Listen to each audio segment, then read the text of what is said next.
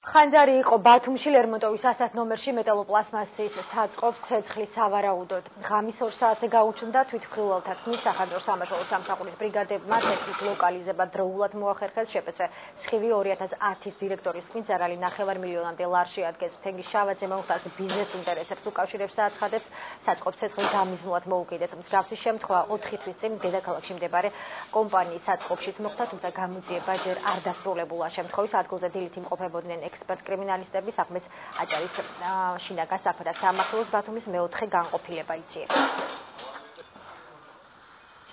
ვარაუდობ, რომ ეს სადღაც 2-ისკენ დაწყებული აქვს ეს საქმეების კეთება, მშაობნებაც.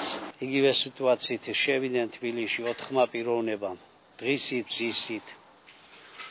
ჩემი შვილი და ჩემი დიშვილი პირდაპირ ოფისში სასიკვდილოდ ცემეს, ბაღანას ჰქონდა ტვინის შერყევა. იძიები.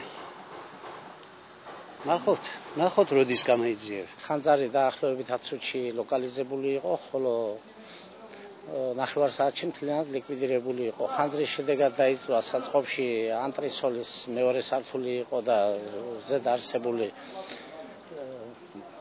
საქონელი. ხოლო რაც შეეხება ხანძრის გამომწვევი მიზეზს, მუშაობს პოლიციის სამმართველო და თუ რა იყო მიზეზი შესაბამისად დაადია.